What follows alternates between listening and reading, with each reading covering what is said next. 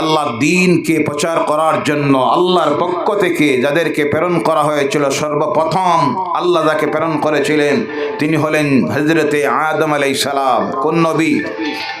হযরতে আদম আলাইহিস সালাম। পৃথিবীর সর্বপ্রথম যিনি মানব তিনি হলেন আদম আলাইহিস সালাম। এবং অনুরূপভাবে সর্বপ্রথম ইসলামের প্রচার নিয়ে প্রচারক হয়ে যিনি পৃথিবীতে এসেছিলেন, লা ইলাহা ইল্লাল্লাহর দাওয়াত নিয়ে বিশ্বের মানুষের সামনে যিনি এসেছিলেন তিনি ছিলেন হযরতে আদম আলাইহিস সালাম। বলেন সুবহানাল্লাহ। সেই সময় পৃথিবীতে কোনো মানুষ নাই। সর্বপ্রথম মানুষ হিসাবে যিনি আসলেন তিনি হলেন আদম আলাইহিস সালাম। নবী হয়ে যিনি আসলেন তিনি হলেন আদম আলাইহিস সালাম। এবং তিনি যে স্লোগান নিয়ে পৃথিবীতে এসেছিলেন সেই স্লোগান ছিল লা ইলাহা, আরো জোরে বলেন লা ইলাহা। সেই সময় পৃথিবীতে কোনো মানব নেই। আল্লাহর পক্ষ থেকে সর্বপ্রথম যাকে প্রেরণ করা হলো তিনি হলেন আদম আলাইহিস সালাম।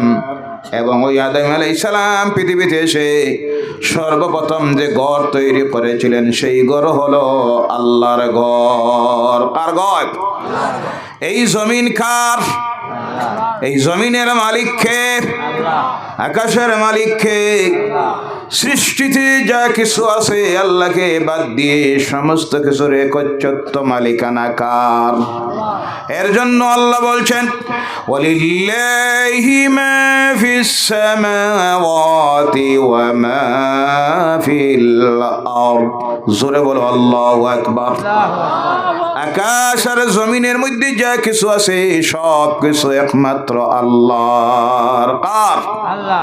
এই জমিনকে আল্লাহ সৃষ্টি করলেন, তারপর এই পৃথিবী নামের বাগানকে সাজানোর জন্য আল্লাহ পাক তারকারাজিকে সৃষ্টি করলেন, চন্দ্র সূর্য নক্ষত্ররাজি সৃষ্টি করলেন, পাহাড় পর্বত সৃষ্টি করলেন, সমুদ্র সৃষ্টি করলেন। করার পর আল্লাহ রাব্বুল আলামিনের ইচ্ছা হলো এই জমিনের মধ্যে তার সৃষ্টির সবচাইতে আশরাফুল মাখলুককে প্রেরণ করবেন। আল্লাহ তখন ফেরেশতাদের সঙ্গে আলোচনা করলেন যে কথা আল্লাহ পাক তার কালাম কোরআনুল কারীমের মধ্যে আল্লাহ বলছেন ওয়াইজ ক্বালা রাব্বুকা লিল মালাইকাতি ইন্নী জাইলুম ফিল আরদি খলিফা। বলো সুবহানাল্লাহ। আল্লাহ যখন আলোচনা করলেন তার ফেরেশতাদের সঙ্গে এই জমিনে তার প্রতিনিধি প্রেরণ করার জন্য, আল্লাহ সেই আলোচনা করে এই পৃথিবীতে যাকে প্রেরণ করলেন তিনি হলেন হযরতে আদম আলাইহিস সালাম। পৃথিবীর সর্বপ্রথম মানব এবং পৃথিবীর সর্বপ্রথম নবী। এবং তিনি যে স্লোগান তখন পৃথিবীতে এসে সর্বপ্রথম উচ্চারণ করলেন সেটা হলো লা ইলাহা। যে ধর্ম নিয়ে তিনি আসলেন সে ধর্মের নাম হলো ইসলাম। সুবহানাল্লাহ বলেন। পৃথিবীর সর্বপ্রথম ধর্ম কোন ধর্ম? ইসলাম। এর আগে পৃথিবীতে কোনো ধর্মই ছিল না, মানুষও ছিল না। আমার বলার উদ্দেশ্য হল আদম আলাইহিস সালাম জমিনে আসলেন, উনি চলে গেলেন, আবার পৃথিবীর মানুষ যখন গুমরাহির রাস্তায় চলে গেল, আল্লাহ বলে গেল, আল্লাহর নাফরমানিতে লিপ্ত হয়ে গেল, তখন আরেকজন নবী আল্লাহ জমিনে প্রেরণ করলেন। এইভাবে এক নাগাড়ে একজনের পর আরেকজন নবী আল্লাহ পাক এই জমিনের মধ্যে দিলেন। দিতে দিতে গিয়ে সর্বশেষ বিশ্ব মানুষের জন্য আল্লাহর পক্ষ থেকে সর্বশেষ নবী হিসাবে যাকে আল্লাহ প্রেরণ করলেন তিনি হলেন জনাবে মুহাম্মদুর রাসূলুল্লাহ সাল্লাল্লাহু আলাইহি ওয়াসাল্লাম। এক নাগাড়ে 1,24,000 মতান্তরে 2,24,000 নবীরা এই পৃথিবীতে এসেছিলেন আল্লাহর দ্বীনের প্রচারক হয়ে। যিনি প্রবর্তক হলেন তিনি হলেন আদম আলাইহিস সালাতু ওয়াস সালাম।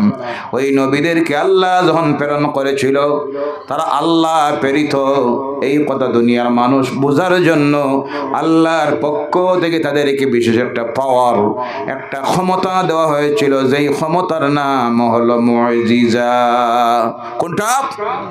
অসম্ভব কোন কাজকে করে তারা দুনিয়ার মানুষের সামনে তুলে ধরতেন যাতে করে পৃথিবীর মানুষ দেখে বুঝতে পারে এরা সাধারণ মানুষ নয়, আপনার আমার মতো মানুষ নয়, এরা সিলেকশন প্রাপ্ত আল্লাহর পক্ষ থেকে। বলে সুবহানাল্লাহ। সমস্ত নবীদেরকে আল্লাহ বিশেষ একটা মুজিজা দিয়েছিল। এক একজন নবীকে আল্লাহ এক মুজিজা দিয়েছিল। হযরতে দাউদ আলাইহিস সালামকে আল্লাহ মুজিজা দিয়েছিল। লোহার জিনিস, কোন তৈরি লোহার জিনিসে যখন তিনি হাত দিয়ে ধরতেন, তার হাতের উত্তাপে ওই লোহা গলে গলে মোমবাতির মতো হয়ে যাইত। সুবহানাল্লাহ। আর জোরে বলেন সুবহানাল্লাহ। হযরতে ঈসা আলাইহিস সালামকে আল্লাহ বিশেষ মুজিজা দিয়েছিল। জন্মগত কোনো অন্ধ যখন ওর কিনারার মধ্যে যাইত, হাত দিয়ে তিনি যখন মোছা দিতেন, তার চোখের মধ্যে দেওয়া মাত্র সেই মানুষটা সুস্থ হয়ে যাইত। সুবহানাল্লাহ। কুষ্ঠরোগে আক্রান্ত কোনো মানুষ ওর কিনারায় যাওয়া মাত্র যখন তিনি হাত দিতেন, ওর গায়ে দেওয়া মাত্র সুস্থ হয়ে যাইত। মূসা আলাইহিস সালামকে আল্লাহ ক্ষমতা দিয়েছিল। ওর মধ্যে ছিল হাতের মধ্যে একটা লাঠি থাকতো। যখন প্রয়োজন হতো যেখানে তিনি তাকে ব্যবহার করতেন। নীল নদের মাঝে ছেড়ে দিলেন, 12টা রাস্তা তৈরি হয়ে গেল। সুবহানাল্লাহ বলেন। ফেরাউনের জাদুকরদের সামনে যখন ছাড়লেন, সেই লাঠি বিরাট সাপ হয়ে গেল। পাহাড়ের ভিতরে স্ত্রী সন্তানকে নিয়ে মুসিবতে পড়েছেন, আগুনের প্রয়োজন, তখন আগুন পাবে কোথায়? তখন ওই হাতের লাঠিটা দিয়ে যখন পাহাড়ের গাছের পাতার মধ্যে লাগালেন, লাগানি মাত্র লাঠির অগ্রভাগ থেকে আগুন তৈরি হয়ে গেল। সুবহানাল্লাহ। এইভাবে এক একজন নবীকে আল্লাহ এক একটা মুজিজা দিয়েছিল। হযরত ইউসুফ আলাইহিস সালামকে আল্লাহ মুজিজা দিয়েছিল সৌন্দর্যতা, যার সৌন্দর্যতায় বিভোর হয়ে মিশরের মহিলারা তাদের হাত কেটেছিল, সামান্য তারা টের পায় নাই। এইভাবে বলতে গেলে প্রত্যেক নবীকে আল্লাহ বিশেষ একটা মুজিজা দিয়েছিল। কিন্তু সমস্ত মুজিজাকে একত্রিত করে আল্লাহ যাকে দিয়ে জমিনে প্রেরণ করেছিল, তিনি হলেন আপনার আমার নবী মুহাম্মদুর রাসূলুল্লাহ সাল্লাল্লাহু আলাইহি ওয়াসাল্লাম। সূরা বলো সুবহানাল্লাহ। যেমন ঈসা আলাইহিস সালামের সৌন্দর্যতা ছিল মুজিজা, আমার নবীকে আল্লাহ কেমন সৌন্দর্যতা দিয়েছিলেন। ইউসুফের সৌন্দর্যতায় মিশরের মহিলারা ওর চেহারার দিকে চেয়েছে, হাতের আঙ্গুল কেটেছিল। কিন্তু আমার নবীর সৌন্দর্যতার সুন্দর চেহারার দিকে দেখে দেখে সেই দিনের রাসূলের সঙ্গের সাথী যুবকেরা, সাহাবীরা তাদের নিজের কল্লা গর্দনা কেটে দিয়েছিল, টের পায় নাই। আর রাসূল বলেন সুবহানাল্লাহ। হযরতে মূসা আলাইহিস সালামের মুখের তুতু ছিল মুজিজা। ফেরাউনের অসুস্থ মেয়ে গায়ে কুষ্ঠরোগ হয়েছে, ওই মূসা নামের নবী, শিশু নবীর মুখমণ্ডল থেকে তুতু নিয়ে লাগাইয়া দেওয়া হলো, তার মেয়ে সুস্থ হয়ে গেল। আমার নবী মুহাম্মদ রাসূলুল্লাহ সাল্লাল্লাহু আলাইহি সাল্লামের মুখের তুতু শুধু নয়, গোটা বডিটাকে আল্লাহ মুজিজা বানাইয়া দিয়েছিল। আর রাসূল বলেন সুবহানাল্লাহ। আমার নবীর মুখের তুতু ছিল মুজিজা, আমার নবীর চুল ছিল মুজিজা, আমার নবীর পেশাব ছিল মুজিজা, আমার নবীর পায়খানা ছিল মুজিজা, আমার নবীর গায়ের গামটাও ছিল মুজিজা। সুবহানাল্লাহ। আমার নবীর শরীর থেকে যখন গাম বাইর হতো, সেই গামে কোনো দুর্গন্ধ ছিল না। আমার নবী যে রাস্তা দিয়ে হেঁটে যাইতেন, এক সপ্তাহ পর কেউ সেই রাস্তা দিয়ে গেলে বুঝতে অসুবিধা হতো না। ওই রাস্তা দিয়ে যিনি হেঁটেছেন তিনি হলেন নূরের নবী মুহাম্মদ রাসূলুল্লাহ সাল্লাল্লাহু আলাইহি ওয়াসাল্লাম। তখন ওই রাস্তা থেকে মিশকে আম্বরের ঘ্রাণ আসতো। আর রাসূল বলেন সুবহানাল্লাহ। ও আমার ভাইরা, আমার নবীর পেশাব জীবনে দুনিয়ার কোনো মানুষ দেখে নাই। সুবহানাল্লাহ বলেন। আমার নবীর পায়খানা পর্যন্ত দুনিয়ার কোনো মানুষ দেখে নাই। আমার নবী যখন পেশাব করতেন, পায়খানা করতেন, আমার আল্লাহ পাক মাটিকে নির্দেশ দিয়েছিল, করা মাত্র মাটি তা বক্ষণ করে নিত। ও আমার ভাইরা, ফেরাউনের মুখের তুতু যখন লাগতো গায়ে গিয়ে, মূসার মুখের তুতে সুস্থ হয়ে গেল ফেরাউনের মেয়ে। আর আমার নবীর মুখের তুতুর পাওয়ার দেখেন। সেই পাহাড়ের গুহার ভিতরে আবু বকর রাদিয়াল্লাহু তাআলা আনহুকে ঢুকেছেন, সত্য একটা ছিদ্র তিনি বন্ধ করে দিয়েছেন, একটা মাত্র ছিদ্র রয়ে গেছে। দেখলেন গায়ের কাপড় খুলে যদি এটা বন্ধ করতে যাই তাহলে আমি উলঙ্গ হয়ে যাব, আমার সত্রে আওরাত বাইর হয়ে যাবে। এই চিন্তা করে নিজের পায়ের গোড়ালি দিয়ে ছিদ্রটা বন্ধ করে দিয়ে আল্লাহ রাসূলকে ডাক দিলেন, ইয়া রাসূলুল্লাহ, ভিতরে চলে আসুন। সারা দিনের ক্লান্ত, সারা রাত্রির ক্লান্ত আল্লাহর হাবিব 5200 ফুট উপরের সেই গুহায় গিয়ে উঠেছেন। সুবহানাল্লাহ বলেন। কাফের মুশরিকদের ডরে আর ভয়ে 5200 ফুট উচ্চতার গুহার ভিতরে গিয়ে ঢুকেছেন। আবু বকরের উরুর উপরে মাথা রেখে একটু বিশ্রাম নিতেছেন, ঘুম এসে গেছে। তখন এই ছিদ্র দিয়ে একটা সাপ বাইরে হইতে চায়। সে হলো হযরতে মূসা আলাইহিস সালাতু ওয়াস সালামের উম্মত। কার উম্মত? মূসা আলাইহিস সালাতু ওয়াস সালামের উম্মত। মূসা আলাইহিস সালাম এইভাবে একটা আসনে বসে তাওরীত তিলাওয়াত করতেন। কোনটা? তাওরীত। সেই তাওরীতে ছিল আমার নবীর নাম 70 বার আর মূসার নাম ছিল 7 বার। কতবার? 7 বার। তিলাওয়াত যখন করে তার নবীর প্রতি ভালোবাসা দেখাইতে গিয়ে আমার নবীর সঙ্গে বেয়াদবি করে বসলো। আমার নবীর 70টা নামের উপরে কলম চালাইয়া দিল, কলম দিয়ে কাটলো। 70 নম্বর নামের উপরে যখন কলম চালাইছে আমার আল্লাহর জাতের বরদাস্ত হয় নাই, বলে সুবহানাল্লাহ। এই নবী সেই নবী যে নবীর শানে কেউ বেয়াদবি করলে আল্লাহর জাতের সহ্য হয় না, বলে সুবহানাল্লাহ। কারণ আল্লাহ নিজেই তো বলেছে ওয়ারাফা'না লাকা যিকরাক। সুবহানাল্লাহ বলেন। আপনার মর্যাদাকে আমি সুউচ্চ মর্যাদায় উন্নীত করব। সুবহানাল্লাহ। ভাইরা আমার, কলম যখন চালাইছে সঙ্গে সঙ্গে আল্লাহ পাক তার আকৃতিকে বিকৃত করে দিয়েছেন। অন্যান্য নবীদের উম্মতেরা যখন আল্লাহর নাফরমানি করত, আল্লাহ অনেক সময় তাদের আকৃতিকে বিকৃত করে দিত। কোরআন প্রমাণ করতেছে অনেক কওমকে আল্লাহ পাক শুকরে রূপান্তরিত করে দিয়েছিল, অনেক কওমকে আল্লাহ বানর বানাইয়া দিয়েছিল। ও আমার ভাইয়েরা ও মুসলমানেরা, আমরা যদি আখিরি জামানার নবীর উম্মত না হইতাম আজকে এই পৃথিবীতে মানুষ খুঁজাইয়া পাওয়া যাইত না, শুধু শুকর আর কুকুরে ভরপুর রইত। কথা ঠিক কিনা? যেভাবে আমরা আল্লাহর নাফরমানিতে আজকে লিপ্ত, এমন একটা গুনার কাজ বাকি নাই, সব চলছে নিনা না। একমাত্র আল্লাহ পাক তার রাসূলের খাতিরে আমাদের আকৃতিকে আল্লাহ বিকৃত করতেছে না। এজন্য আল্লাহ লাখো শুকরিয়া আদায় করো সেই নবীর উম্মত হওয়ার কারণে, বলো সুবহানাল্লাহ। আল্লাহ পাক তাদের আকৃতিকে বিকৃত করে দিত। এবার দেখা গেল ওই যে মানুষটা বসে আমার নবীর নামের উপরে কলম চালাইয়াছিল, আল্লাহ পাক সঙ্গে সঙ্গে তার আকৃতি বিকৃত করে সাপ বানাইয়া দিল। কি বানাইয়া দিছে? হযরত মূসা আলাইহিস সালাম প্রতিদিন সকালবেলা চলে যাইতেন তুর পাহাড়ে, আল্লাহর সঙ্গে কথাবার্তা হতো, প্রয়োজনীয় যা বলার তিনি বলতেন, আল্লাহ তাকে বলতো। তিনি ফিরে এসেছেন, মূসার সব সময় হাতে থাকতো একটা লাঠি। কি থাকতো? একটা লাঠি। এর জন্য সর্ব অবস্থায় হাতের মধ্যে একটা লাঠি রাখা নবীদের সুন্নত। বলে সুবহানাল্লাহ। কার সুন্নত? কার সুন্নত? আর এখন যদি আপনি সেই সুন্নত লইয়া বাইর হন শহরে, তাহলে কই ওইটা মনে হয় নাম করা সন্ত্রাসী। কথা ঠিক না? জি, আমার রাসূলের সুন্নতের উপর আমল করবেন। সব সময় মূসার হাতে ওই লাঠিটা থাকতো। এর কারণে আগের জীবনের পীর বুজুর্গেরা যারা, তাদের হাতের মধ্যে কি থাকতো? কি থাকতো? লাঠি। এটা কার সুন্নত? আমার নবীর সুন্নত।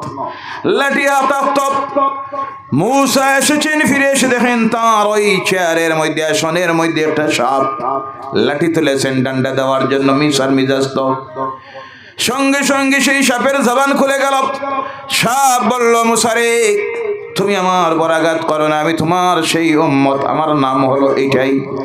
মূসা অবাক হয়ে গেছেন, আহারে তোর অবস্থা এমন কেন হলো? কি অপরাধ করেছস? কেন আল্লাহ তোর আকৃতি বিকৃত করে দিল? বলল, আমার অপরাধ হলো আমি তাওরীত তিলাওয়াত করতেছিলাম, আর ওই তাওরীতের মধ্যে আখির জামানার নবী আমি তো দেখি নাই, চিনি নাই। আমি দেখলাম আপনার নাম হলো 7 বার, আর সেই নবীর নাম হলো 70 বার।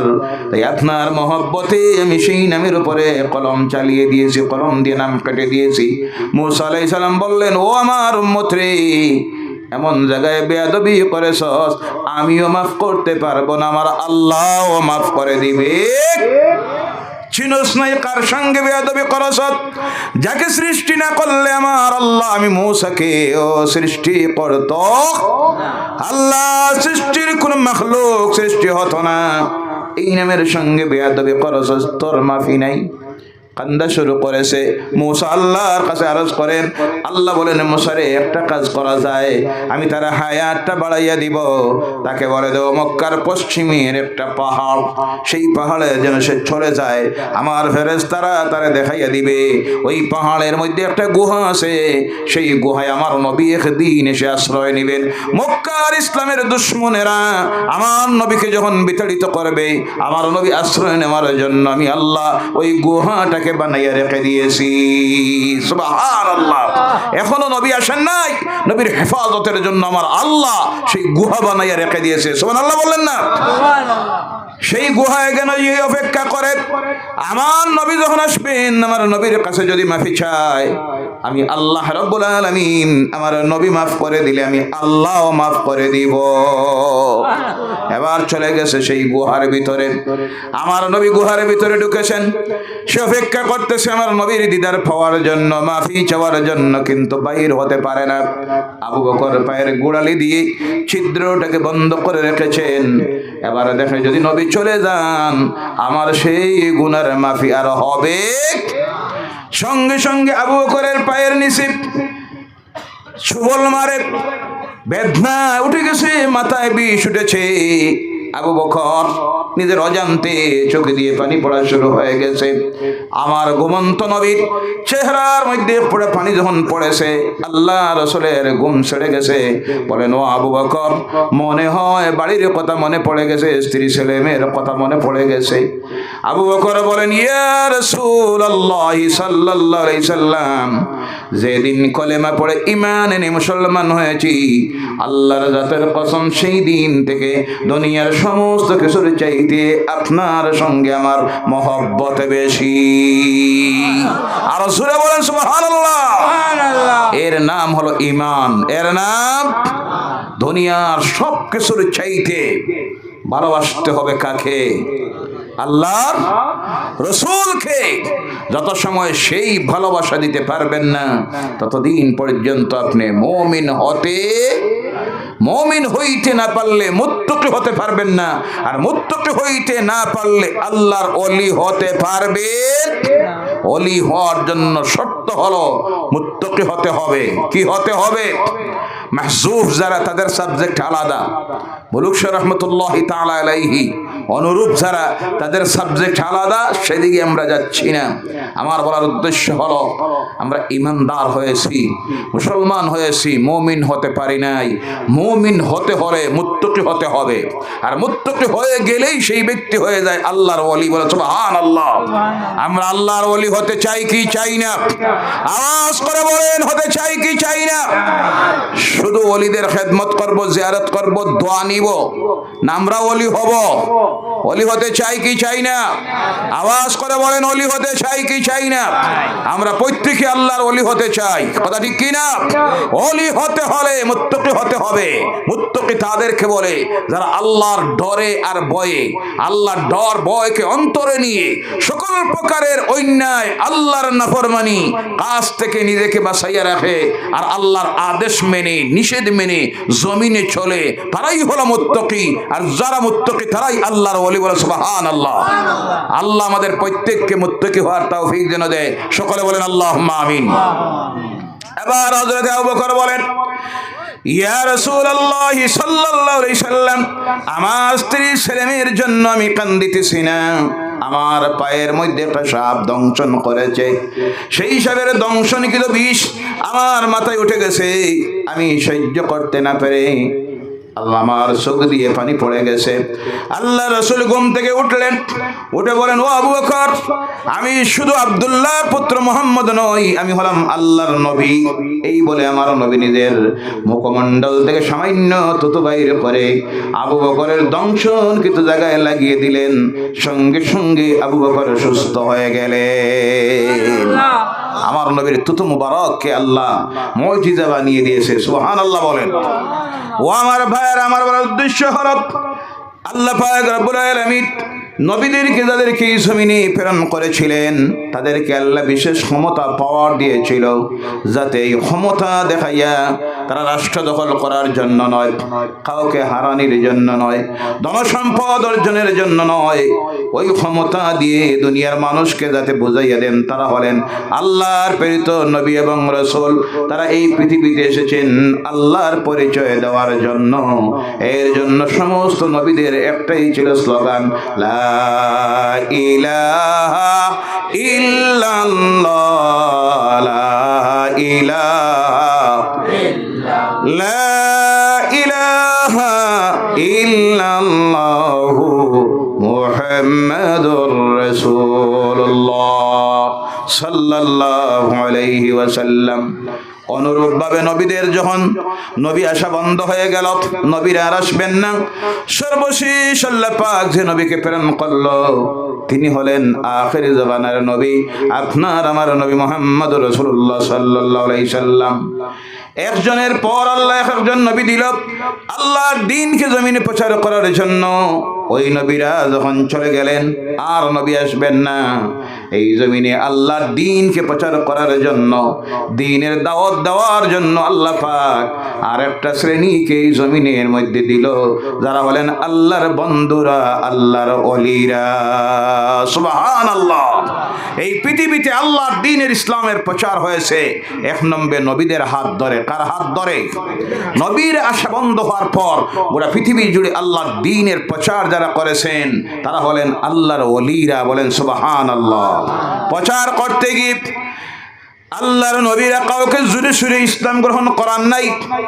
আমার নবীও জোরে সুরে কাউকে ধর্মান্তরিত করে অন্য ধর্ম থেকে ডাইভার্ট করে মুসলমান বানান নাই, কারণ ইসলামের শিক্ষা সেটা নয়।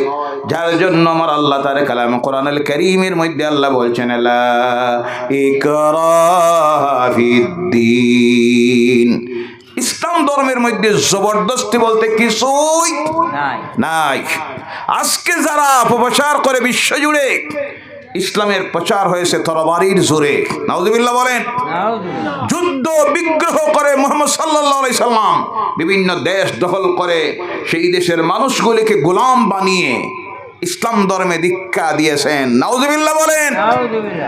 ইসলাম প্রচারিত হয়েছে নবীরা আল্লাহর দেওয়া মুজিজার মাধ্যমে পৃথিবীর মানুষের কাছে আল্লাহর দ্বীনের দাওয়াত পৌঁছাইয়েছেন। বলেন সুবহানাল্লাহ। কোন নবী তরবারি দিয়া আল্লাহর দ্বীনের প্রচার করেন নাই। নবীরা নির্যাতিত হয়েছেন, অত্যাচারিত হয়েছেন, জেলের মধ্যে গিয়েছেন, করাত দিয়ে আড়ি দিয়ে ছিঁড়ে দুই টুকরা করেছে।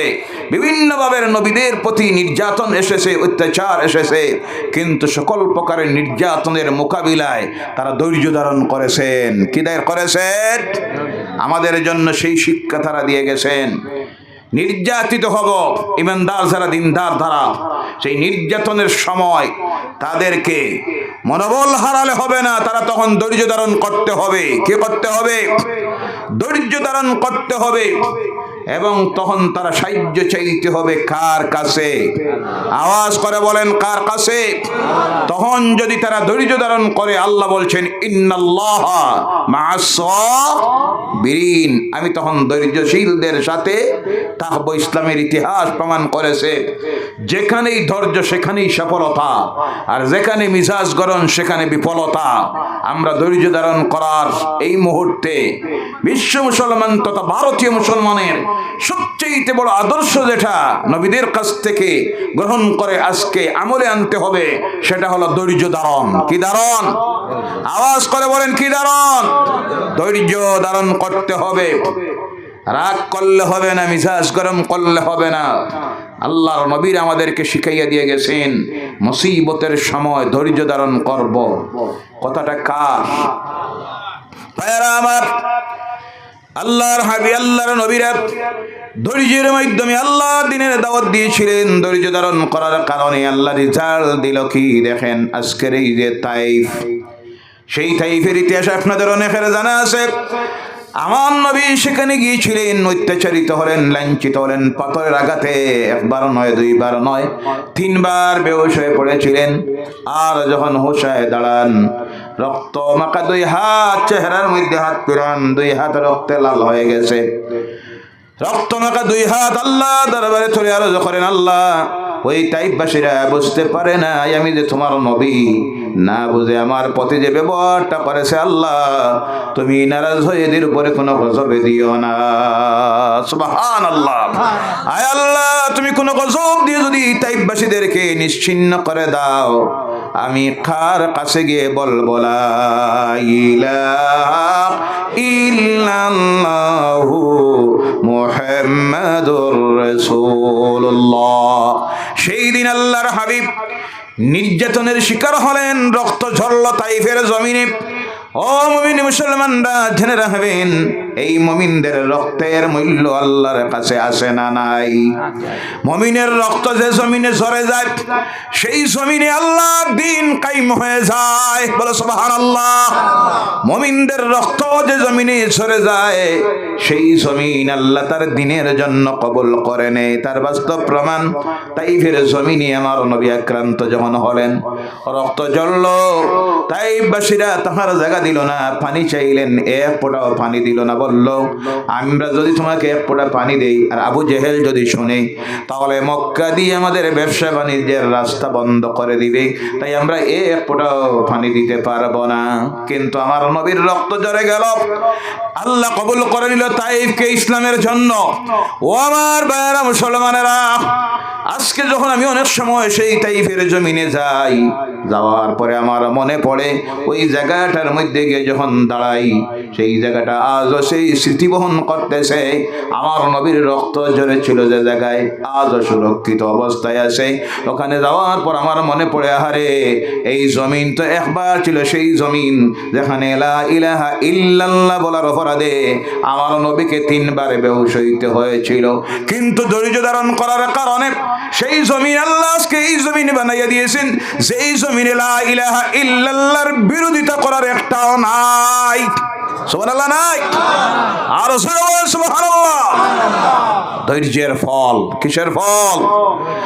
ও ভারতের মুসলমানেরা, এই ভারতের ইতিহাস পর্যালোচনা করে দেখেন। এই ভারতে স্বাধীনতার আন্দোলন যখন শুরু হলো, কত আগে বলেছি, আবার বলছি, এই ভারতে স্বাধীনতার আন্দোলন যখন শুরু হলো, বিভিন্ন আন্দোলন হলো, কিন্তু দেশ তো স্বাধীন হয় না। দেশের জনগণ ব্রিটিশদের গোলামির জিঞ্জিরে আবদ্ধ। সেই সময় ভারতবর্ষের আল্লাহর ওলিরা, উলামায়ে কেরামরা যখন দেখলেন স্বাধীনতা আসতেছে না, তখন তারা যখন স্বাধীনতা আন্দোলনের জন্য ঝাঁপিয়ে পড়লেন, উলামায়ে কেরামরা, মুমিনেরা, আল্লাহর ওলিরা যখন তাদের রক্ত দেওয়া শুরু করলেন, সঙ্গে সঙ্গে তাদের রক্তের বিনিময়ে আল্লাহ ব্রিটিশদের গোলামির জিঞ্জির থেকে এই দেশটাকে স্বাধীন করে দিল। সুবহানাল্লাহ। এই দেশের স্বাধীনতা এসেছে মুসলমানদের রক্তের বিনিময়ে, আলিম ওলামাদের পীর বুজুর্গদের রক্তের বিনিময়ে। বলো সুবহানাল্লাহ। এর জন্য সবচেয়ে বেশি এই দেশের সঙ্গে মহব্বত যাদের, তারা কারা? আমরা। কারা? জোরে বলেন, কারা? আমরা। কিন্তু আফসোস লাগে, দুঃখ লাগে, আজকে আমাদেরকে বলা হয় আমরা নাকি দেশদ্রোহী। নাউজুবিল্লাহ বলেন। আমাদের নাকি দেশের সঙ্গে মহব্বত নাই, দেশের প্রেম আমাদেরকে শিখাতে কেউ হবে। এই দেশের প্রেমে আমাদের ওলামায়েরা, পীর বুজুর্গেরা রক্ত দিয়েছেন, হাজার হাজার শহীদ হয়েছেন। কিন্তু আফসোস লাগে, আজ কিছু একটা স্বার্থান্বেষী মহল তাদের ব্যক্তির স্বার্থে, রাজনীতির স্বার্থে সেই ইতিহাসকে বিকৃত করে দিয়েছে। কথা ঠিক কিনা? কিন্তু জেনে রাখবেন, আজ যে মুসলমানের রক্তের বিনিময়ে এই দেশ স্বাধীন হয়েছিল, তাদের উত্তরসূরি ওলামায়ে কেরাম পীর বুজুর্গেরা, তাদের আওলাদেরা এখনো জমিনে আছে না নাই? এদের প্রতি যদি দুর্ব্যবহার করা হয়, অন্যায় করা হয়, অবিচার করা হয়, তাদের মৌলিক অধিকার থেকে তাদেরকে যদি বঞ্চিত করা হয়, সাংবিধানিক অধিকার থেকে যদি বঞ্চিত করা হয়, জেনে রাখবেন আল্লাহর পক্ষ থেকে এই দেশে রহমত আসবে না গজব আসবে। কি আসবে? এই দেশকে যদি বাঁচাইতে হয়, উন্নতির চূড়ান্ত শিখরে নিয়ে যদি পৌঁছাইতে হয়, জাতি বর্ণ ধর্ম নির্বিশেষে প্রত্যেকের সম অধিকার দিতে হবে। সাংবিধানিক সকল প্রকারের অধিকার যাকে যা দেওয়া হয়েছে তা দিতে হবে। না দিয়ে যত প্রকারের চেষ্টা করা হোক এই দেশকে উন্নতির চূড়ান্ত শিখরে বিশ্ব সেরা বানানোর জন্য, সেই মিশন কখনো সফল হবে না। আমার এই দেশের সকল রাজনৈতিক দলনেতা যারা, সকলের প্রতি আমাদের সবিনয় অনুরোধ, প্রত্যেকের প্রতি আপনারা সমান দৃষ্টি দিন, প্রত্যেকের সম অধিকার দিন, প্রত্যেকের সাংবিধানিক অধিকার দিন। তাহলে দিলে এই দেশে শান্তি আসবে, এই দেশের উন্নতি ত্বরান্বিত হবে, একদিন এই দেশ বিশ্ব সেরা ভারত হবে। আমরা সেটা চাই কি চাই না? কথা বলেন, আমরা চাই কি চাই না? আল্লাহ পাক আমাদের সকলকে সেইভাবে চলার জন্য তৌফিকটা দেয়। সকলে বলেন আল্লাহুম্মা আমিন। ও আমার ভাইরা, আল্লাহ পাক রব্বুল আলামিন নবীদেরকে দিলেন এইভাবে মুজিজা, যাতে নবীরা তাদের ক্ষমতা দেখাইয়া আল্লাহর দ্বীনের দাওয়াত দেন মুজিজার মাধ্যমে। অনুরূপভাবে নবীরা চলে যাওয়ার পর তাদেরকে আল্লাহ তার দ্বীনের প্রচার করার জন্য এই জমিনে দিলেন। যাদের হাত ধরে আল্লাহ দ্বীনের প্রচার এই পৃথিবীতে হয়েছে, তারা হলেন আল্লাহর ওলিরা। কারা? আল্লাহর ওলিরা। আর আল্লাহ তাদেরকে বিশেষ একটা ক্ষমতা দিয়েছিল, যেই ক্ষমতার নাম হলো কেরামত। কোনটা? কেরামত। তারা সেটা দিয়ে বুঝাইয়া দিতেন, আমরাও সাধারণ মানুষ নয়, আমরা নবীও নয়, রসুলও নয়, কিন্তু আমরা হলাম আল্লাহর মায়ার বান্দারা, আল্লাহর বন্ধু। বলো সুবহানাল্লাহ। যার প্রমাণ আজকের এই হিন্দুস্তানে ইসলামের প্রচার তরবারি জোরে হয় নাই, আল্লাহর ওলিদের হাত ধরে আল্লাহর দ্বীনের প্রচার হয়েছে। এবং যার মাধ্যমে হয়েছে তিনি হলেন সুলতানুল হিন্দ হযরতে খাজায়ে গরিব নওয়াজ রহমতুল্লাহ আলাইহি। বলো সুবহানাল্লাহ। বাংলার জমিনে যার হাত ধরে ইসলামের প্রচার হয়েছে তিনি হলেন হযরতে শাহজালাল ইয়ামানি রাহমাতুল্লাহি তাআলা আলাইহি। বলে সুবহানাল্লাহ। কোন যুদ্ধ করে তারা ইসলামের প্রচার করেন নাই, তরবারি দিয়ে ইসলামের প্রচার করেন নাই। আজকে অপপ্রচার করা হয়।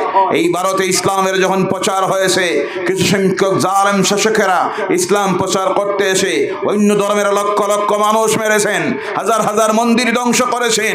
মিথ্যা কথা এর চাইতে বড় ইন্টারন্যাশনাল মিথ্যা আর হতে পারে না। এই দেশ শাসন করলো ১৫০০ বছর মুঘল সম্রাটেরা, যারা আল্লাহর দ্বীন মেনে চলতো, কোরআন মেনে চলতো, এবং সমস্ত দুই অপশন বাদ দিয়ে সকল মুঘল সম্রাটের ইতিহাস পড়লে গিয়ে দেখা যায় ওরা এক একটা সাধারণ মুসলমান ছিল না, সব ছিল আল্লাহর ওলি। বলে সুবহানাল্লাহ। বাদশাহ শাহজাহানের জীবনী পড়ে দেখেন, আওরঙ্গজেবের জীবনী পড়ে দেখেন, সারা রাত্রি নামাজে দাঁড়াইয়া কাটাইয়ে দিত, তাহাজ্জুদ পড়ে পড়ে রাত্রিতে কান্দে কান্দে কাটাইয়ে দিত। বলেন সুবহানাল্লাহ। এই ভারতে ইসলামের প্রচার হল হযরত খাজায়ে গরিব নওয়াজ রাহমাতুল্লাহি তাআলা আলাইহি। আল্লাহর ওলিরা যেখানে গিয়ে আল্লাহর দ্বীনের প্রচার করেন, সেই সিলেকশনটা তারা পান। নবীরা সিলেকশন পায় আল্লাহর কাছ থেকে, আর আল্লাহর ওলিরা সিলেকশন পায় আল্লাহর হাবিব মুহাম্মদ রাসূলুল্লাহ সাল্লাল্লাহু আলাইহি সাল্লামের কাছ থেকে। বলো সুবহানাল্লাহ। কে কোন জায়গায় গিয়ে আল্লাহর দ্বীনের দাওয়াত দিবেন, সেটা মদিনার হাবিবের অফিস থেকে তাদেরকে সিলেকশন দেওয়া হতো। সুবহানাল্লাহ বলেন। হযরত খাজায়ে গরিব নওয়াজ রাহমাতুল্লাহি তাআলা আলাইহি পারস্যের মানুষ, মদিনাতুল মুনাওয়ারায় আল্লাহর হাবিবের রওজা মুবারকের কিনারায় গিয়ে বসে আছেন, ধ্যান করতেছেন। আল্লাহর হাবিব স্বপ্ন যুগে বলে দিলেন, ও খাজায়ে গরিব নওয়াজ, তুমি ওই মদিনায় বসে থাকলে হবে না, তুমি চলে যাও এমন জায়গায় যে জায়গার নাম হলো হিন্দুস্তান, আজকের ভারতবর্ষ, ইন্ডিয়া। কোনটা? কোনটা? ইন্ডিয়া। এখন ইন্ডিয়া রয়েছে না বদলিছে? বদলিতেছে আর বদলিতেছে। আচ্ছা, যাই হোক, তুমি সেখানে যাও, সেই জায়গার মানুষগুলি গুমরাহির রাস্তায় চলে যাইতেছে। আল্লাহ বলে গিয়েছে, তাদের রব বলে গিয়েছে, তাদের নিজ তৈরি বিভিন্ন দেব দেবতার সামনে গিয়ে তারা শিরকিতে লিপ্ত হচ্ছে, কুফরিতে লিপ্ত হচ্ছে। এদের সামনে তুমি গিয়ে আল্লাহর দ্বীনের দাওয়াতটা পৌঁছাইয়া দাও।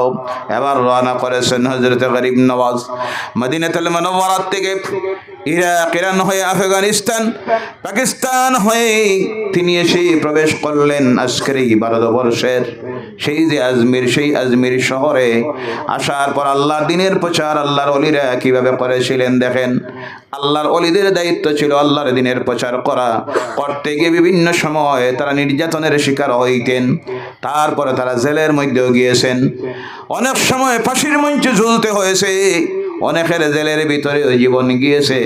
কিন্তু আজকে আফসোস লাগে, দুঃখ লাগে, আজকের আমাদের সমাজের কিছু সংখ্যক অলি যাদেরকে বলা হয়, তাদের চোখের সামনে অন্যায়, অবিচার, জুলুম, নির্যাতন, অত্যাচার চলতেছে, কিন্তু একবারও তাদের মুখ দিয়ে প্রতিবাদের ভাষা বারয়। স্বার্থান্বেষীরা, সুবিধাবাদীরা, স্বার্থবাদীরা, এরা আল্লাহর অলি নয়, এরা হলো পেট পূজারি। কোনটা? আমি যদি কথা বলতে যাই জেলে যাওয়া লাগতে পারে, থানার ঢুকতে হতে পারে, মুরিদ ছুটি যাইতে পারে, খুন নেতা খারাপ পাইতে পারে, এই চিন্তায় বাবা আমি এইসব কিছুতে নাই। আমার কাম হইল মুরিদ বাবা নি দাওয়াত জিয়াফত খাওয়া, মাঝে মধ্যে ইসালু সবের মফিল করা, আর মাঝে মধ্যে তুমি আইও খেদমত করিও, ভালো ভালো খানির মশা দিও, বছরে 2-3 বার 5-10 হাজার করে চান্দা দিও। এর নাম পিরাকি? কথা বলেন, এর নাম পিরাকি? এরাই নাকি আল্লাহর ওলি? তোমার চোখের সামনে অন্যায় বিচার চলতেছে, আর তুমি যদি তখন মুখ খোলো না, এর প্রতিবাদ করো না, তুমি সমান জালেম। কথা ঠিক কিনা? তুমি আল্লাহর ওলি হতে পারো না। হক কথা বলতে হবে, প্রয়োজনে ফাঁসির মঞ্চে ঝুলতে হবে, হক কথা বলতে হবে, অন্যায়ের প্রতিবাদ করতে হবে। হযরতে শাহজালাল, হযরতে মঈনুদ্দিন চিশতি আজমেরি রহমতুল্লাহি তাআলা আলাইহি আসলেন সেই জমিনে। আসার পর সেখানের ক্ষমতায় পিতৃরাজ, সাউন্ড বক্স বাজানি নিষেধ নি, হ্যাঁ এখানে বন্ধ করে দেও না। সাউন্ড বক্স বাজতেও কার কি প্রশাসনের অনুমতি লাগে না? অসুবিধা আছে? এটাও কি অসুবিধা? এখানে কি ছাত্র আছেন পড়াত? কি সমস্যা, কি সমস্যা? ধৈর্য ধরুন, ধৈর্য ধরুন, ধৈর্য ধরুন। হতে পারে তাদের কোনো অসুবিধা আছে, আমরাও ধৈর্য ধরি। বরং ধৈর্য ধরতে আমাদের হবে। ওই তো একটু আগে বললাম ধৈর্য ধরতে হবে। কি করতে হবে? ধৈর্য ধরতে হবে। আচ্ছা, যাই হোক, মাইক যদি বন্ধ হয়, এরপরে যদি সাউন্ড বক্স বন্ধ হয়, তাহলে বেশি দিন ধরে নেই যেদিন বলা হবে ওয়াজও বন্ধ। কথা ঠিক কিনা? সাউন্ডটা যাতে প্যান্ডেলের বাইরে না যায়, আমরা তো সেই চেষ্টা করতেছি। এখানে যারা আছে তারা তো কথাটা শোনার প্রয়োজন আছে। যারা বলতেছি আমাদের তো অভ্যাস মাইকে বলা, আর সাউন্ড বক্স যদি নাই হয় তাহলে বলবো কিভাবে? একটু বাড়ান, একটু বাড়ান। প্রশাসনের লোক যদি, আমরা এখানে অনেক আছেন বসার, তারা কথা বলবেন, কমিটির কর্মকর্তারা বলবেন যে আমরা তো সারা রাত্রি, মাইক তো বন্ধ হয়ে গেছে 7টায়, প্যান্ডেলের ভিতরের মানুষগুলি তো কথা শোনার প্রয়োজন আছে না নাই? জি, আল্লাহ পাক ধৈর্য ধরে বসুন। হযরতে মঈনুদ্দিন আজমিরি চিশতি রহমতুল্লাহি তাআলা আলাইহি যখন আসলেন, সেখানের ক্ষমতায় পিতৃরাজ কে? জালেম শাসক, কিন্তু তিনি তার বিরুদ্ধে তরবারি ধরেন নাই, ধরেছেন আল্লাহর দেওয়া ক্ষমতা, যাকে বলা হয় কারামাত। সুবহানাল্লাহ বলেন। এসে ফকির দরবেশ গাট্টি গেড়েছেন ওখানে, তার সঙ্গের সাথীরা সেখানে বসে রাত্রিতে আল্লাহর নাম জপ পড়তেছেন, তাহাজ্জুদ পড়তেছেন, নামাজ পড়তেছেন।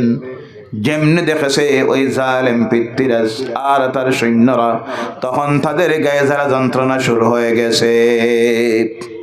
পরের দিন হযরত আজমিরি রহমাতুল্লাহি তাআলা আলাইহি যে জায়গার মধ্যে সে গাড়ি গেড়েছেন দিনের বেলায়, ওটা ছিল সেই পিতৃরাজের ঘোড়া এবং বেড়া বাঁধে রাখার জায়গা।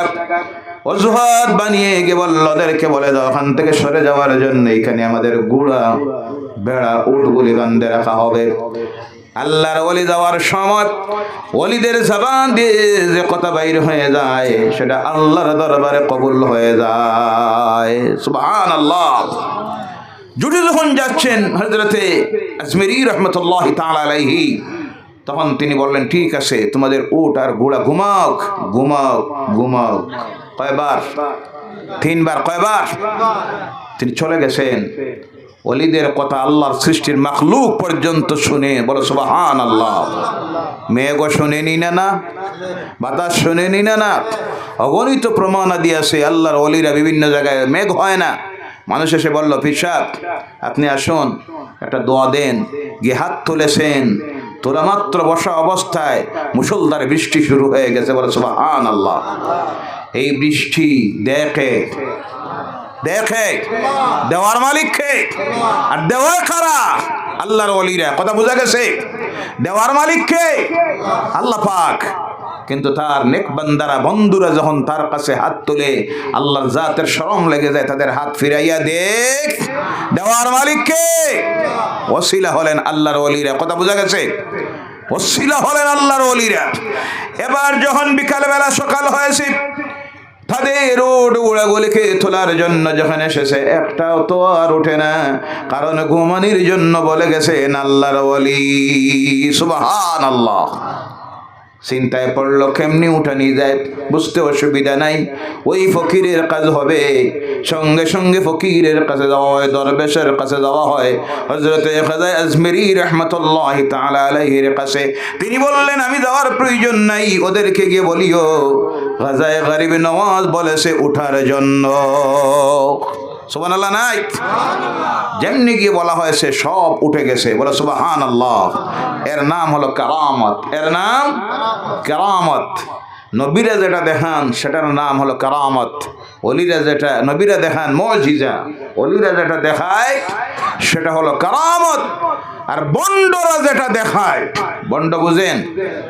বন্ডরা অনেক সময় এইভাবে কিছু কর্মকাণ্ড করে দেখায়, সেটা মুজিজাও নয়, কারামত নয়। ইসলামের পরিভাষায় সেটাকে বলা হয় ইস্তেদরাজ। আর এটা দেখার পরে আমাদের সমাজের কিছু মানুষ আছে বিভ্রান্তির মধ্যে পড়ে যায়, আর পড়ে গিয়ে হয় না মানুষটার মাঝে মাল কিন্তু আছে। কি আছে? মাল আছে। কেমন মাল?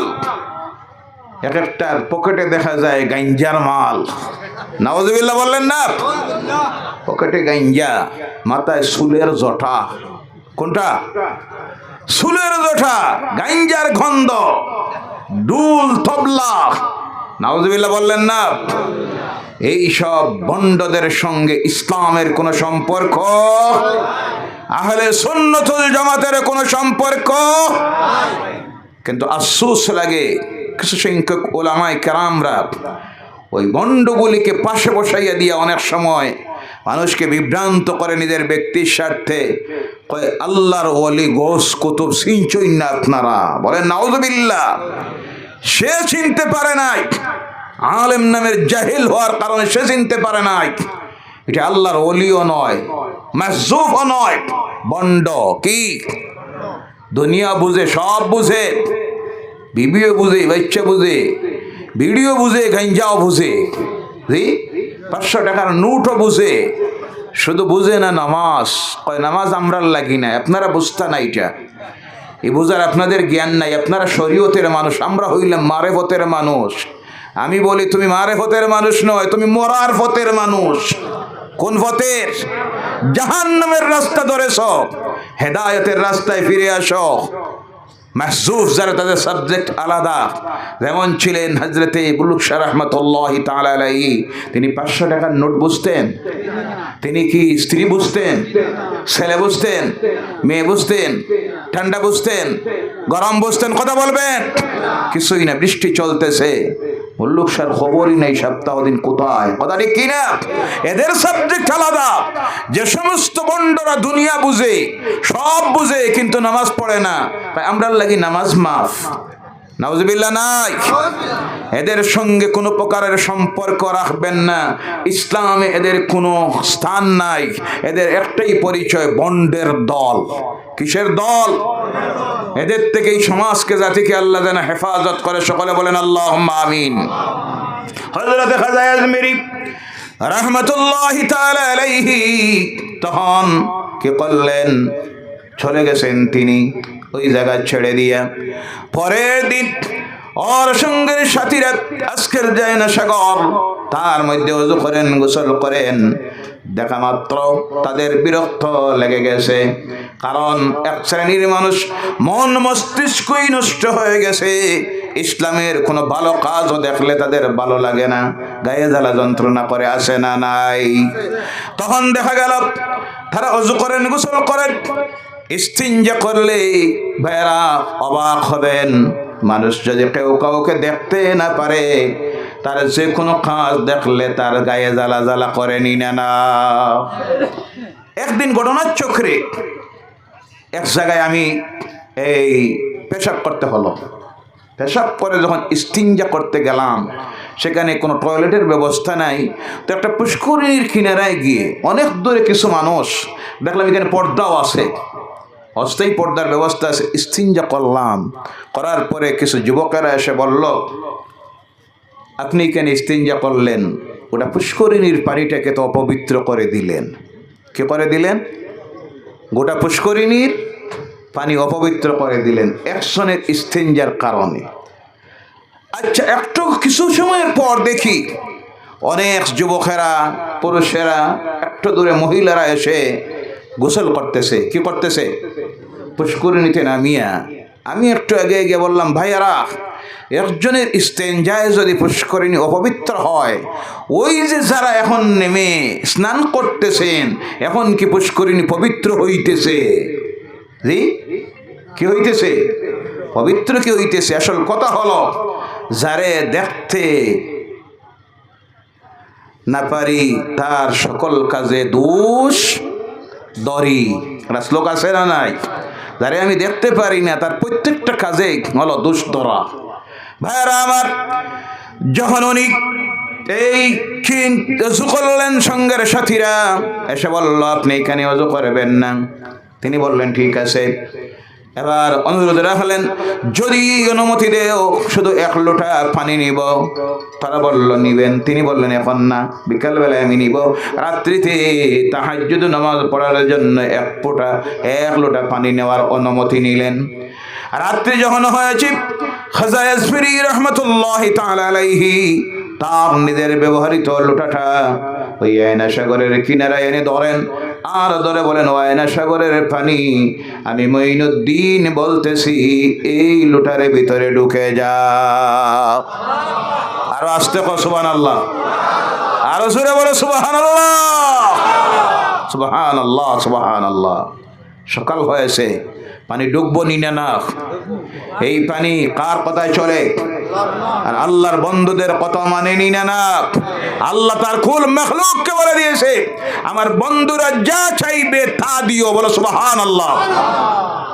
এবার সমস্ত পানি ঢুকে গেছে, সকাল হয়েছে, গোটা আজমির শহরে হাহাকার দেখা দিয়েছে। পানি নাই, মরুভূমি অঞ্চল, একটাই পুষ্করিণীতে থাকতো পানি, আজকে পানি নাই। পানি গেল কোথায়? বুঝতে আর সুবিধা নাই। ওই ফকিরের কাজ হবে। বলে সুবহানাল্লাহ। কার কাজ হবে?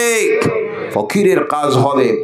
চলে গিয়েছে খাজা আজমিরি রহমতুল্লাহি তাআলা আলাইহির কাছে, গিয়ে বলে, ও ফকির, আয়না সাগরের পানি গেল কোথায়? তিনি বলেন, আমি বলবো কি, আমি তো এনেছি 1 লোটা পানি। কতটা? 1 লোটা পানি এনেছি। ফকির, তোমার কাজ হবে। গোটা শহরে হাহাকার দেখা দিয়েছে, হাজার হাজার মানুষ আয়না সাগরের চতুর্দিকে দাঁড়িয়ে আছে, পানি নাই। এবার তিনি দেখলেন মানুষের কষ্ট দেখলে আল্লাহর ওলিদের সহ্য হয়। মানব সেবাই হলো তাদের ধর্ম। ইসলামের শিক্ষা হলো মানুষের সেবা করতে গিয়ে জাতি ধর্ম বর্ণের কোনো পরিচয় নাই। তোমার কাছে এদের পরিচয় হলো মানুষ। কি পরিচয়? একজন হিন্দু ভদ্রলোক, খ্রিস্টান ভদ্রলোক তোমার সামনে উপবাস সে হাত পাতাইল, সেই সময় তার ধর্মের পরিচয় নাই, তার পরিচয় হলো মানুষ। একজন মানুষ যখন তোমার সামনে হাত পাতাইল পেটের ক্ষুধার যন্ত্রণায়, মানুষ হিসাবে তুমি তাকে দিতে হবে। এখানে ধর্মের কোনো পরিচয়। তোমার প্রতিবেশীতে একজন হিন্দু বৌদ্ধ খ্রিস্টান জৈন লোক বসবাস করে, বিকাল বেলায় তুমি শুনলাই তার ঘরে খাবার নাই অথবা সে অসুস্থ। ইসলামের শিক্ষা হলো তুমি তার ঘরে খাবার পৌঁছিয়ে দাও, অসুস্থ মানুষটার গিয়ে তুমি সেবা করো, তার খবর নেও। এখানে ধর্মের কোনো পরিচয় নাই। ইসলামের শিক্ষা হলো তার সঙ্গে তোমার সম্পর্ক হলো মানবতার সম্পর্ক। সে মানুষ, সে কি? ইসলাম এই শিক্ষা আমাদেরকে দিয়েছে।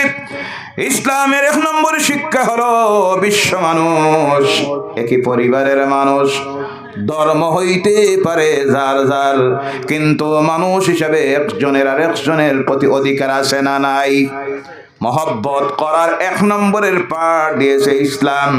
ইসলামের শিক্ষা কি দেখেন, আল্লাহর হাবিব সাল্লাল্লাহু আলাইহি সাল্লামের একজন সাহাবী মদিনাতুল মুনাওয়ারার মসজিদুন নববীর সামনে দোকানদারি করতেন। কি করতেন? দোকানদারি করতেন। ওর সামনের যে দোকানদার, সেই দোকানদারটা হলো খ্রিস্টান ধর্মাবলম্বী। বাইরের থেকে বিভিন্ন মানুষ, পর্যটকেরা মদিনায় সব সময় আসত। একজন পর্যটক এসেছে, সেও হলো খ্রিস্টান। দেখেন কি ব্যবহার দিয়ে আল্লাহ হাবিবের সাহাবীরা আল্লাহ দ্বীনের প্রচার করেছিলেন। দেখা যায় সেই খ্রিস্টান পর্যটক মুসলমান দোকানদার সাহাবীর দোকানের মধ্যে এসেছে, এসে বলল, ভাই ওই জিনিসটা কি তোমার দোকানে আছে? তিনি বললেন অবশ্যই। দাম কত? তিনি দামটাও বললেন। মেড বলল কোন দেশের প্রোডাকশন, তাও বললেন। এবার বলল আমাকে দেও। সেই মুসলমান আল্লাহ রাসূলের সাহাবী বললেন, আছে যদিও তোমাকে আমি দিব না, তুমি সেই দোকানে চলে যাও। লোকটা অবাক হয়ে গেছে, মনে মনে ভাবতেছে, মনে হয় চিনে নিয়েছে মানুষটা। আমি হলাম খ্রিস্টান আর সে হলো মুসলমান। মুসলমান হইয়া মনে হয় তার দোকানের জিনিসটা আমি খ্রিস্টানের কাছে বেচবে না। তাই সে একটু বিরক্ত হয়ে সেই দোকানে চলে গেল। দোকানে যাওয়ার পর ওই জিনিসটার নাম বলল, সে বলল আছে। মূল্য কত? বলল, দেখা যায় ওই দোকানেরই সমান। মেড কি? তাও বলল, দেখা যায় একই জিনিস। এবার খরিদ করলো। খরিদ করে যখন রওনা হয়েছে, তার মনে প্রশ্ন জাগলো, আবার ওর কাছে যাই জিজ্ঞাসা করে, নেই ভাই একই মূল্যের জিনিস, একই মেইডের, কেন তুমি আমাকে দিলা না? এই দোকানে কেন পাঠাইয়া দিলাম? এবার চলে গেছে আবার সেই মুসলমান আল্লাহ রাসূলের সাহাবীর দোকানে গিয়ে জিজ্ঞাসা করলো, ভাই একই মূল্যের, একই মেইডের, একই জিনিস, তুমি কেন আমাকে দিলা না? তখন আল্লাহ রাসূলের সেই সাহাবী বললেন, ভাই তার কারণ হলো সকাল থেকে আমার দোকানে অনেকে বিক্রি হয়েছে, বেচা কিনা হয়েছে। আমি দেখতেছি বিকাল বেলায় আমার ঘরে যাওয়ার যাইতে গিয়ে যা কিছুর প্রয়োজন আমার পরিবারের জন্য নেওয়ার সব ব্যবস্থা আমার হয়ে গেছে, কিন্তু সকাল থেকে আমি দেখতেছি আমার ওই সামনের দোকানদার যে ভাইটা, তার দোকানে 100 কাস্টমার আসে। আমি চিন্তা করতেছি এই অবস্থায় যদি বেলা ডুবে যায় আর সে যদি তার দোকান বন্ধ করে বাড়িতে যাইতে হয়, তার বাড়িতে স্ত্রী আছে, ছেলে মেয়ে আছে, মা বাবা আছেন, এদের জন্য প্রয়োজনীয় খাবার যদি নিয়ে না যাইতে পারে, এ উপবাস থাকবে, তার বাড়ির উপর মানুষগুলি উপবাস থাকবে। তাই আমি আমার বিক্রি বন্ধ করে দিয়া আমার সেই খ্রিস্টান ভাইয়ের দোকানে তোমারে পাঠাইয়া দিলাম। সুবহানাল্লাহ। তখন ওই খ্রিস্টান ভদ্রলোক বুঝতে পারলো ইসলামের শিক্ষা কি, আমার নবীর শিক্ষা কি। সাহাবায়ে কেরামদের সেই চরিত্র ব্যবহার দেখে পৃথিবীর পথহারা মানুষ পড়েছিল, লা ইলাহা ইল্লাল্লাহু মুহাম্মাদুর রাসূলুল্লাহ। জোরে বলো, লা ইলাহা ইল্লাল্লাহ, লা ইলাহা ইল্লাল্লাহ।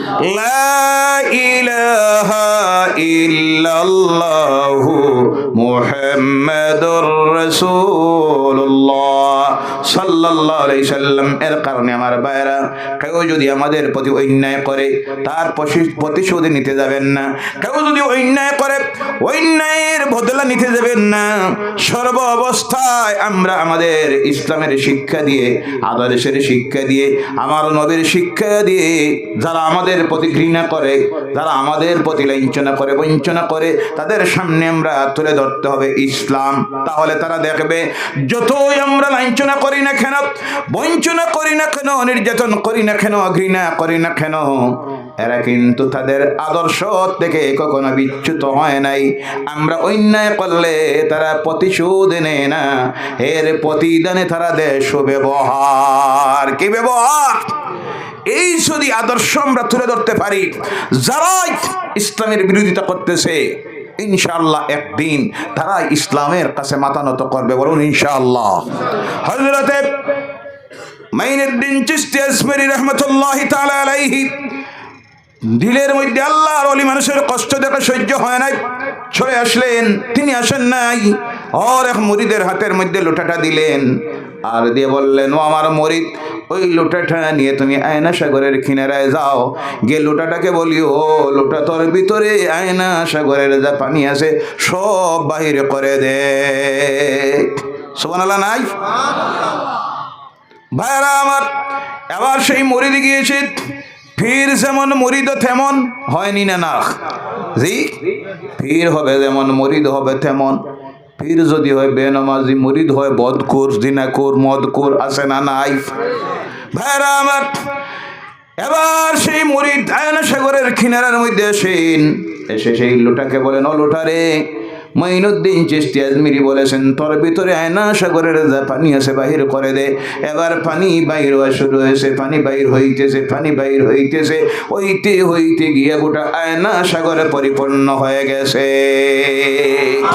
ইতিহাস প্রমাণ করতেছে সেই দিন আল্লাহর ওলির সেই মুজিজা দেখে একটা নয়, দুইটা নয়, এক ঐতিহাসিক বিধি লিখতেছেন ৭০,০০০। কয় হাজার?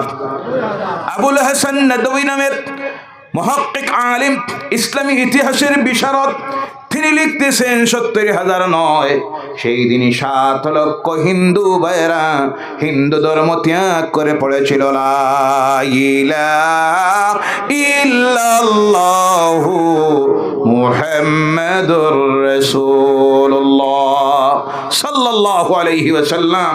আল্লাহর ওলিরা কেরামতের মাধ্যমে এই পৃথিবীতে আল্লাহর দ্বীনের প্রচার করে গিয়েছেন এবং আল্লাহ রাসূলের আদর্শ দিয়ে এই পৃথিবীতে ইসলামের প্রচার হয়েছে।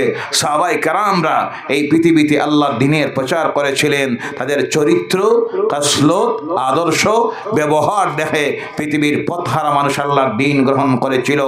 আজ এই পৃথিবীতে যখন ইসলামের দুঃসময় এসেছে, বিপর্যয় আর বিপর্যয় চলতেছে, সেই সময়ে আমরা বিশ্ব মানুষের সামনে ইসলামের শিক্ষাকে তুলে ধরতে হবে।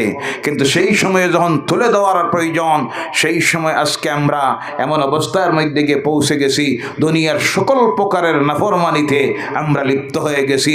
বিশেষ করে এখানে 90% আমার যুবক ভাইয়েরা আপনারা বসে আছেন। আর আমার সমাজের শতকরা 10% যুবকেরা আজকে মদের মধ্যে লিপ্ত। বলেন নাউজুবিল্লাহ। আরো জোরে বলেন নাউজুবিল্লাহ। শতকরা 20-25% যুবকেরা হিরোইনের ব্যবসায়, মদের ব্যবসায়, গাঞ্জার ব্যবসায় লিপ্ত। কথা ঠিক কিনা? এক একটা পরিবার ধ্বংস হয়ে যাচ্ছে। বাবার একমাত্র সন্তান, অনেক সময় বাপ টেনশনে হার্ট অ্যাটাক করতেছে, বাধ্য হয়ে নিজের ছেলেকে নেশামুক্তি কেন্দ্রে পাঠাইয়ে দিতে হচ্ছে। ছেলে মদ পান করতেছে, হিরোইন বক্ষণ করতেছে, জাতি আজকে ধ্বংসের দিকে যুব সমাজ চলে যাইতেছে। ও আমার যুবক ভাইয়েরা, তরুণেরা, করজোড়ে অনুরোধ রাখি, এই কঠিন সময়ে আপনারা বিশ্ব মানুষের সামনে ইসলামকে তুলে ধরতে হবে। কারণ আপনাদের রক্তের বিনিময়ে ইসলাম পৃথিবীতে প্রতিষ্ঠিত হয়েছে। আপনারাই এই জাতির ইসলামের ভবিষ্যৎ। আপনাদের চরিত্র, ব্যবহার, খাসলত দেখে পৃথিবীর মানুষ ইসলাম বুঝবে, কোরআন বুঝবে। আমরা আলিম যারা, আমাদের দিকে তারা তাকাবে না, কারণ তারা বুঝতে পারতেছে এরা তো মৌলবাদী। কিবাদী? কট্টরবাদী। আর একটু অ্যাডভান্স হইয়া কয় এরা তো সন্ত্রাসবাদী। আমাদের কিনারায় আসবে না। মুরব্বী শ্রেণীর যারা, তাদের কাছে আসবে না। তারা জানে ওই ভুলার কাছে কি পাওয়া যাবে। তুলে ধরতে হবে ইসলামকে। আপনারা যুবক ভাইয়েরা শিক্ষাঙ্গনে, হাট বাজারে, রাস্তায়, কোর্টে, ইউনিভার্সিটিতে, সর্বত্র আপনারা ইসলামের আদর্শকে তুলে ধরতে হবে। তখন তাদের ভুল ধারণা ভেঙে যাবে। আজ তাদের যে ধারণা হয়ে গেছে ইসলাম মানে হলো ঝগড়া ফিসাদ, ইসলাম মানে হলো মদপান করা, ইসলাম মানে হলো লাভ জিহাদ, এই যে অপপ্রচার যা কিছু চলতেছে, তার বিরুদ্ধে আপনি যে জিহাদটা করতে হবে, সেই জিহাদ হবে আপনার চরিত্রকে, আদর্শকে রসুলের চরিত্র আদর্শ দিয়ে গঠন করে তাদের সামনে তুলে ধরতে হবে। ইসলামের হলো এই শিক্ষা, আমার নবীর হলো এই আদর্শ। তখন তারা বাধ্য হয়ে আপনাকে দেখে ইসলাম বুঝবে আর ইসলামের দিকে আসবে। তখন তাদের ভুল ভেঙে যাবে। তারা ভাববে আমরা যা ভাবতাম ইসলামের শিক্ষা, কোরআনের শিক্ষা, মুহাম্মদ সাল্লাল্লাহু আলাইহি সাল্লামের শিক্ষা, এটা সেই শিক্ষা নয়। এই শিক্ষা হলো এদের শিক্ষা। যেভাবে আল্লাহ রসুলের সাহাবী নিজের ব্যবহার দিয়ে সেই দিন সে খ্রিস্টান ভদ্রলোকের কাছে ইসলাম তুলে ধরেছিলেন, সেইভাবে আমাদের প্রত্যেকটা কাজ দিয়ে আমরা বিশ্বের পথহারা মানুষের সামনে ইসলামকে যদি তুলে ধরতে পারি, ইনশাআল্লাহ, বলেন ইনশাআল্লাহ, সেই দিন বেশি দূরে নয় যেই দিন পৃথিবীর কোনায় কোনায় উঠবে লা ইলাহা ইল্লাল্লাহ খচিত পতাকা। সুবহানাল্লাহ বলেন। বিশ্ব মানুষের জবান দিয়ে একদিন আসবে যেই দিন এই পৃথিবীতে ইসলাম ব্যতীত কিছুই থাকবে না। বিশ্বের প্রতিটি মানুষের জবান দিয়ে বাইর হবে লা ইলাহা ইল্লাল্লাহু মুহাম্মাদুর রাসূলুল্লাহ। শুধু সময়ের অপেক্ষা। আর আমাদের সংশোধিত হতে হবে। আল্লাহ পাক আমাদেরকে সংশোধন হওয়ার, রসুলের আদর্শ দিয়ে, সুন্নত দিয়ে নিজের জীবনকে গঠন করার জন্য তৌফিক দেন। সকলে বলেন আল্লাহুম্মা আমিন। ওয়া মা আলাইনা ইল্লাল বালাগ ওয়া আখিরু দাওয়ানা আলহামদুলিল্লাহি রাব্বিল আলামিন। আল্লাহুম্মা আমিন। রব্বানা যালামনা أنفسنا وإن لم تغفر لنا وترحمنا لنكونن من الخاسرين. ربنا آتنا في الدنيا حسنة وفي الآخرة حسنة وقنا عذاب النار وادخلنا الجنة مع الأبرار برحمتك يا عزيز يا غفار يا رب العالمين. أي الله তোমার কালামের আলোচনার মাহফিল, তোমার হাবিবের হাদিসের আলোচনার মাহফিল, তোমার বন্ধুরা, তোমার নেক বান্দারা, আউলিয়া ইকরামদের আলোচনার এই মুবারক মাহফিলে আমরা গুনাহগাররা এসে বসে হাজির হয়েছি। হাজার হাজার তোমার বান্দাদেরকে নিয়ে তোমার দরবারে হাত তুলেছি মাবুদ। দুনিয়ার সারাদিনের ক্লান্তি বলে গিয়া, আগামী দিনের সকল প্রকারের ব্যস্ততাকে বলে গিয়া তোমার কালামের আকর্ষণে বসে আছি। এই আশা নিয়া হাজার হাজার মানুষের সঙ্গে হাত তুললে তোমার নেক বান্দাদের হাতের খাতিরে দুয়াটা কবুল হয়ে যাবে আল্লাহ। এই আশা নিয়ে যারা তোমার দরবারে হাত তুলেছি আল্লাহ, তোমার দরবারে করজোরে আরজ করতেছি মাবুদ, আজকের এই মাহফিলটার খাতিরে আমাদের তওবাকে তুমি কবুল করে নাও। আয় আল্লাহ, আমাদের জীবনের সকল প্রকারের গুনাহগুলি তুমি মাফ করে দাও। আল্লাহ, এই মাহফিলের কুল আলোচনার সবটুকুন তোমার যত বান্দারা সাহায্য সহযোগিতা দিয়েছে তার সব, যত সিন্নি শোকাতের আয়োজন করা হয়েছে তার সব সর্বপ্রথম মদিনার হাবিবের রওজা মুবারকে পৌঁছাইয়া দাও। সাহাবায়ে কেরাম থেকে শুরু করে যত মুমিন মুমিনাত, মুসলিমিন মুসলিমাত অন্ধকার কবরের গাড়ায় চলে গেছেন, প্রত্যেকের কবরের সবটুকুন পৌঁছাইয়া দেও আল্লাহ রাব্বুল আলামিন। তোমার যত আউলিয়া কেরামরা সমস্ত তরিকার বুজুর্গানে দিন যারা অন্ধকার কবরের গাড়ায় চলে গেছেন, প্রত্যেকের কবরে ইসাল ও সবের উরুসের মাহফিলের সবটুকুন পৌঁছাইয়া দাও। আল্লাহ তোমার অলিদের খাতিরে আমাদের দোয়াটাকে তুমি কবুল করে নাও, তাদের ফয়েজ দিয়ে আমাদেরকে ফয়েজিয়াব করে নাও। রব্বুল আলামিন তাদের দরজাতকে বহুত বহুত বুলন্দ করে দাও। খাস করে তোমার নেক বান্দা বুলুক শাহ রাহমাতুল্লাহি তাআলা আলাইহির রূহ মুবারাকের সওয়াব পৌঁছাইয়া দাও। আয় আল্লাহ, সেই সঙ্গে আমাদের মা বাপ, দাদা দাদি, নানা নানি, শ্বশুর শাশুড়ি, আত্মীয় স্বজন, বন্ধু বান্ধব, ভাই বোনেরা, প্রতিবেশীরা, মহল্লাবাসীরা, এই এলাকাবাসীরা যারা অন্ধকার কবরের গাড়ায় চলে গেছেন, প্রত্যেকের জন্য এই মাহফিলটাকে নাজাতের জরিয়া বানাইয়া দাও। আয় আল্লাহ, আমরা যারা সে হাত তুলেছি তোমার দরবারে আরজ রেখে আল্লাহ আমাদের প্রত্যেকের দিলের নেক আশাগুলি তুমি পূর্ণ করে দাও। আমাদের মধ্যে যারা অসুস্থ শিফায়ে হাজারা দাও, ব্যবসায়ী ভাইয়েরা তাদের ব্যবসায় খয়ের বরকত দাও, ঋণগ্রস্তদেরকে ঋণ মুক্ত করে দাও, শিক্ষিত বেকারেরা দোয়া চায় কর্মসংস্থানের ব্যবস্থা দাও। অগণিত আমাদের ছেলে মেয়েরা পরীক্ষা দিতেছে, আল্লাহ তাদেরকে পরীক্ষায় তুমি কামিয়াব করে নিও। আরও যারা স্কুল কলেজ মাদ্রাসা ইউনিভার্সিটিতে পড়তেছে তাদেরকে সুশিক্ষায় শিক্ষিত বানাও, উচ্চ শিক্ষিত বানাইও, সমাজে প্রতিষ্ঠিত করে রাখিও। আল্লাহ, রাজনীতির সঙ্গে জড়িত যারা বিভিন্ন ব্যস্ততা ছেড়ে দিয়া গভীর রাত্রিতে মাহফিলে এসে বসে থাকে, আল্লাহ রাজনীতির জীবনে তাদেরকে আরো বড় বড় পদে নির্বাচিত করে দেশের, সমাজের, জাতির, কওমের বেশি বেশি করে খেদমত করার সুযোগটা করে দিও। আল্লাহ রব্বুল আলামিন, এই জমিনে আমরা চিরস্থায়ী নয়, চলে যাব। কোন সময়ে কারা যাওয়ার ডাক আসবে আমরা জানি না।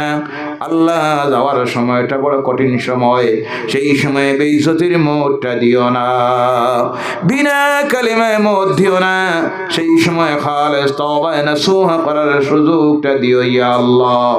আল্লাহ, মওতটা যখন দিবে শাহাদাতের মওতটা দিও। মাবুদ, তোমার দরবারে বারবার আরজ করতেছি, আল্লাহ বিশ্ব মুসলমানের প্রতি তোমার রহমতটা নাযিল করে দাও। যেখানে যেখানে পৃথিবীর মুসলমানরা নির্যাতিত, অত্যাচারিত, লাঞ্ছিত, বঞ্চিত, শোষিত, আল্লাহ জালেমদের শাসনে নির্যাতিত, সকল প্রকারের নির্যাতন থেকে, জুলমাত থেকে, ফিতনা ফাসাদাত থেকে আমাদেরকে তুমি হেফাজত করে নাও।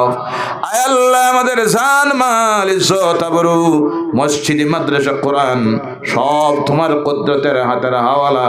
তুমি মাবুদ ছাড়া আমাদের হেফাজতকারী কেউ নাই। রব্বুল আলামিন, তোমার দরবারে আরজ রাখি, জীবনের শেষ সময়টা যখন হাজির হবে আল্লাহ, নূরের নবী নয়নের সামনে হাজির করে দিও। দুনিয়ার জীবনের শেষ কথাটা বারবার আমাদের জবানটা দিয়ে তুমি জারি করে দিও, লা ইলাহা ইল্লাল্লাহু মুহাম্মাদুর রাসূলুল্লাহ। সুবহানা রাব্বিকা রাব্বিল ইজ্জাতি আম্মা ইয়াসিফুন ওয়া সালামুন আলাল মুরসালিন ওয়ালহামদুলিল্লাহি রাব্বিল আলামিন। আমিন।